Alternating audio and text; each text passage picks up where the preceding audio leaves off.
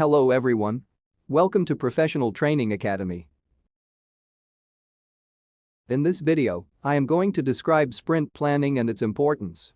So let's start with the overview of the sprint. The work performed in the sprint is basically planned up to start of the sprint, and that is how we do sprint planning. So, the plan is specially created by the Scrum team through collaborative effort within the team. Sprint planning. The planning for the printer is time, and it usually time-boxed maximum of 8 hours for 1 month sprint. And basically sprint planning, what it does, it answers the questions and helps determine what can be delivered in the increment resulting from the upcoming sprint. So that's what we call the result of the sprint is in increment, and then basically asks how will the work be needed to deliver that increment be achieved. So, then look at things like determining sprint delivery. So, what can be done in sprint? Well, the development team works to forecast the functionality of things that can be developed, as well as that the product owner discusses the objectives that will come up with, and then works to see what the project capacity for developing that is, as well as that the product owner does things like this process the sprint objectives and discusses and works through them with the team, and as well as looks at the product backlog to see how many of those items could be achieved within the spirit and could achieved in the sprint goal, as well as the entire Scrum team collaborates on understanding the work required to be done during the sprint.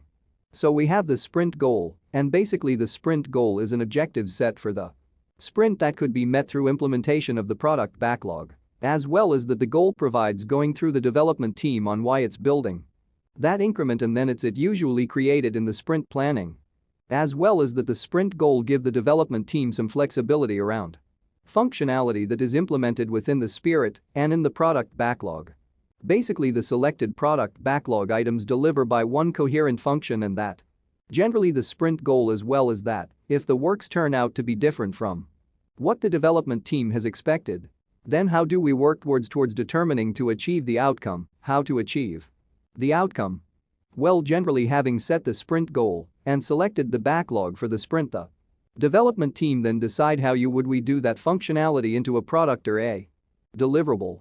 So the product backlog items are basically selected for the sprint, then with the plan for delivering them, that's what we call sprint backlog. So, we take the product backlog items with sprint planning, and in that we're called sprint backlog.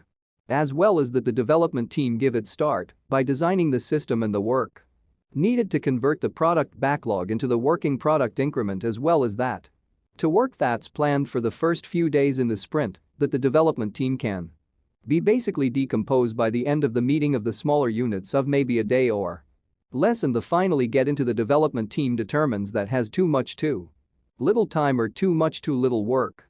It can negotiate the backlog items with the product owner to change or modify what's going to be done within the product was created by the increment at the end of the sprint.